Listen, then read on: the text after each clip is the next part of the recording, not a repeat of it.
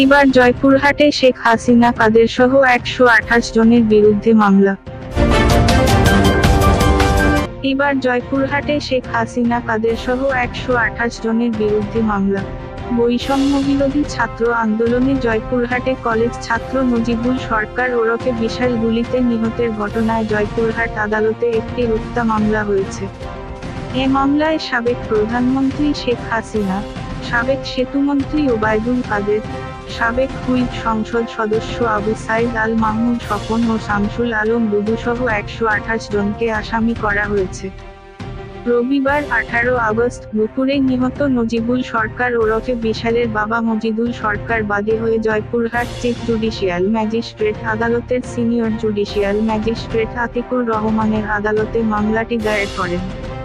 আদালত মামলাটি এজাহার হিসেবে নথিভুক্ত করতে জয়পুরহাট সদর থানার ওসিকে নির্দেশ দিয়েছেন। মামলার বাদী আইনজীবী আব্দুল মমিন ফকির এ তথ্য জানিয়েছেন।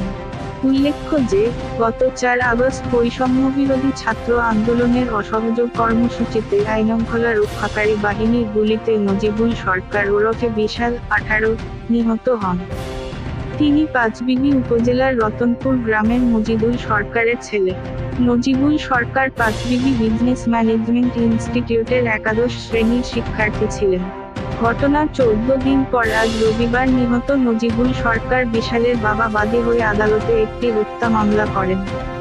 একটি সূত্র জানিয়েছে, সাবেক প্রধানমন্ত্রী শেখ হাসিনা, সাবেক সেতুমন্ত্রী ওবায়দুল কাদের সহ জয়পুরহাটের সাবেক ২ সংসদ সদস্য, জেলা আওয়ামী লীগের শীর্ষ নেতা, জনপ্রতিনিধিদের নাম আসামির তালিকায় রয়েছে।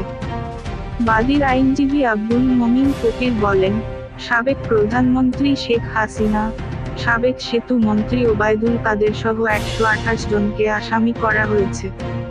আদালত মামলাটি এজাহার হিসেবে নথিভুক্ত করতে জয়পুরহাট সদর থানার ওসিকে নির্দেশ দিয়েছেন।